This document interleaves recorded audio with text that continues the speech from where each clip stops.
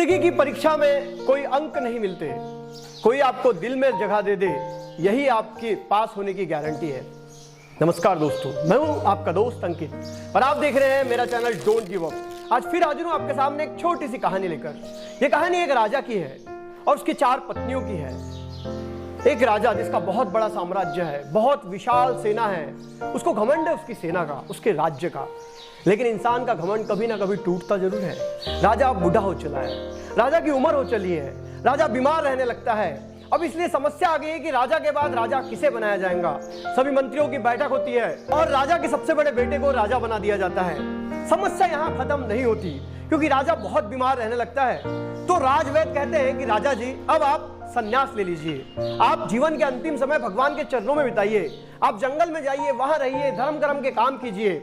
राजा भी वैद्य की बात मान लेता है और वैद्य कहते हैं कि तुम अपनी किसी पत्नी को अपने साथ ले जा लीजिए। अब राजा की 4 पत्नियां हैं। राजा सबसे पहले अपनी सबसे चौथे नंबर की पत्नी, जिससे बेइंतहा मोहब्बत है, जिससे बहुत लास्ट में शादी की है, अभी शादी की है, राजा उस चौथी पत्नी के पास जाता है और पत्नी से कहता है कि मुझे संन्यास लेना है, जंगल में जाना है, वहीं रहना है और मैं चाहता हूं कि मेरे जीवन के अंतिम समय में तुम मेरे साथ जंगल में रहो। चौथे नंबर की पत्नी राजा को साफ मना कर देती है और कहती है कि मैं नहीं आने वाली, मुझे तो महल में रहना है, तुमको जाना है जाओ। राजा को बहुत विश्वास था कि मेरी चौथे नंबर की पत्नी मुझे बहुत प्यार करती है, वो मेरे साथ अवश्य आएंगी, लेकिन वो मना कर देती है और राजा दुखी हो जाता है। राजा उस रानी के कक्ष से निकलता है और उसके मन में अपनी तीसरे नंबर वाली पत्नी का ख्याल आता है और वो मनी मन सोचने लगता है कि मेरी तीसरे नंबर वाली पत्नी मुझे 100% हाँ कहने वाली है। राजा जब अपनी 3 नंबर वाली पत्नी के पास जाता है और उससे कहता है कि मैं संन्यास ले रहा हूं, तुम्हें मेरे साथ जंगल में रहना होगा, तो वो कहती है नहीं, मैं तुम्हारे साथ नहीं आने वाली, तुम यहीं रह लो, यहाँ सारी चीजें सब कुछ अच्छा है, तुम मेरे साथ यहीं रह लो, क्या जंगल में जाते हो, अगर तुम जंगल गए तो मैं दूसरी शादी कर लूंगी। राजा ये सुन के बहुत दुखी होता है। उसकी तीसरी पत्नी भी तैयार नहीं होती। वो उसके कक्ष से बाहर निकलता है और वो अपने दूसरे नंबर की रानी के पास जाता है, जिसने उससे दूसरे नंबर पे शादी की हुई थी। ये रानी बहुत होशियार होती है, बहुत बुद्धिमान होती है और राजा को लगता है कि ये अवश्य मेरा साथ देंगी, क्योंकि इसकी दूसरे नंबर वाली रानी राज्य कारभार के सारे पॉलिटिकल डिसीजन लेने में राजा की मदद किया करती है। राजा अपनी दूसरी नंबर वाली पत्नी के पास जाता है और उसको सारी बात बताता है कि मुझे संन्यास लेना है और तुम मेरे साथ संन्यास ले लो। वो भी राजा को मना कर देती है और राजा से कहती है तुम जाओ जंगल, तुम्हारा पूरा राज कारभार बहुत अच्छे से संभाला जाएगा, मैं अपने पुत्र के द्वारा उसे बहुत अच्छे से कारभार करने लगाऊंगी, यहाँ तक कि तुम्हारे मरने के बाद तुम्हारा अंतिम संस्कार भी बहुत अच्छे से कर दूंगी, तुम टेंशन मत लो, तुम बिंदास जंगल में चले जाओ। राजा अपने दूसरे नंबर की पत्नी की बात सुनकर भी दुखी हो जाता है, क्योंकि उसकी इच्छा होती है कि उसके दूसरे नंबर की पत्नी अंतिम समय में उसके साथ रह ले। और तभी जब वो उस राजमहल से बाहर निकलते रहता है तो उसे आवाज आती है कि राजा जी, मैं आपके साथ चलने तैयार हूं। राजा जब पलट कर देखता है तो वहां एक महिला खड़ी होती है जो दुबली सी, कमजोर सी लगती रहती है, जिसके शरीर पे एक भी गहना नहीं होता। वो राजा की पहली पत्नी होती है, जिससे राजा ने सबसे पहले विवाह किया था। लेकिन राजा उस अपनी पहली पत्नी को भूल चुका होता है।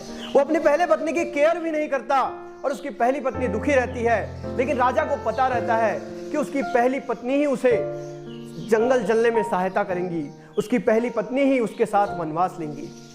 दोस्तों, राजा और उसकी 4 पत्नियों की ये कहानी हमारे जीवन की कहानियां हैं। वो 4 पत्नियां हमारे जीवन में भी हैं। उन पत्नियों में सबसे चौथी पत्नी हमारा शरीर, जिसके लिए हम हमेशा लिपस्टिक, पाउडर, न जाने क्या क्या करते हैं, लेकिन अंततः हमारा शरीर हमें छोड़कर चले जाता है और वो साफ कह देता है कि मैं आपके साथ आगे नहीं बढ़ सकता। और हमारी जिंदगी में राजा की वो तीसरी पत्नी भी है। वो तीसरी पत्नी मतलब कि हमारे पास जो भौतिक चीजें हैं, गाड़ी, घोड़ा, बंगला, मोबाइल, टैबलेट, इन सारी चीजों के पीछे हम जिंदगी भर दौड़ते रहते हैं, लेकिन ये सारी चीजें हमारे जाने के बाद हमारी नहीं होती, उन पे तो किसी और का अधिकार हो जाता है। अगर आपको याद होगा तो राजा की तीसरी पत्नी कहती है कि तुम्हारे जाने के बाद मैं शादी कर लूंगी। उसी प्रकार हमारे जीवन की ये भौतिक वस्तुएं, गाड़ी, घोड़ा, बंगला, ये सब हमारे परिवार की हो जाती है, हमारा कुछ नहीं होता। उसके बाद हमारे जीवन में राजा की दूसरी पत्नी भी हमारे जीवन में होती है और वो दूसरी पत्नी मतलब हमारी फैमिली। हमारे मरने के बाद हमारी फैमिली बहुत अच्छे से हमारा अंतिम संस्कार कर देती है। सारा परिवार हमें उस शमशान तक छोड़ने आता है, उस चिता पर लिटाया जाता है और सारे लोग दुख मनाते हैं। लेकिन अंतिमतः हमारे मरने के बाद हमारे साथ कोई नहीं जाता, सब लोग सिर्फ रो के शांत हो जाते हैं। और सबसे पहली पत्नी जो हमारे जीवन में भी होती है वो है हमारी आत्मा, हमारी सोच, जो हमेशा हमारे साथ रहती है। और यहां तक कि हम मर भी जाएं तो हमारी सोच जिंदा रहती है। दोस्तों, हमें जिंदगी में जो भी चीज मुफ्त में मिली है उन चीजों की हम कभी कीमत नहीं करते, क्योंकि जो चीज मुफ्त में मिली होती है ना उसकी कीमत हम कभी पहचान भी नहीं पाते। इसलिए हम अपनी आत्मा के बारे में कभी नहीं सोचते, हम अपने सोल के बारे में कभी नहीं सोचते, हम अपनी सोच को अच्छा करने का कभी नहीं सोचते।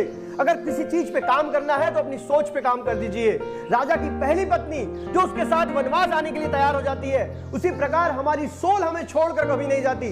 सारी दुनिया हमें छोड़ सकती है लेकिन हमारी सोच हमें कभी छोड़ नहीं सकती, और हमारे विचारों से ही हमारा व्यक्तित्व बनता है। दोस्तों, इस दुनिया में जो भी सक्सेसफुल लोग हुए हैं उन्होंने अपने आत्मा की आवाज सुनी है, इसलिए आज वो इस दुनिया में इतना बड़ा नाम कर चुके हैं। जो इंसान अपने सोच के ऊपर काम करता है वो जिंदगी में कभी पीछे नहीं आ सकता। इसलिए आज से गार्ड बांध लीजिए कि जिंदगी में काम करना है तो परिवार, धन दौलत, शरीर के पीछे न जाते हुए अपनी आत्मा के ऊपर काम कीजिए। रोज मेडिटेशन कीजिए, रोज ध्यान कीजिए, रोज सुबह उठकर कुछ समय अपनी आत्मा को दीजिए, सोचिए, ध्यान कीजिए।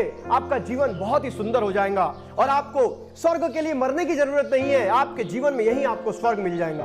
अगर कहानी अच्छी लगी और वीडियो से कुछ मिला है तो वीडियो को लाइक करें और अपने दोस्तों से भी शेयर करें। इस चैनल पे मैं रोज एक नई कहानी के साथ आता हूं। तब तक के लिए अलविदा, जय हिंद, वंदे मातरम।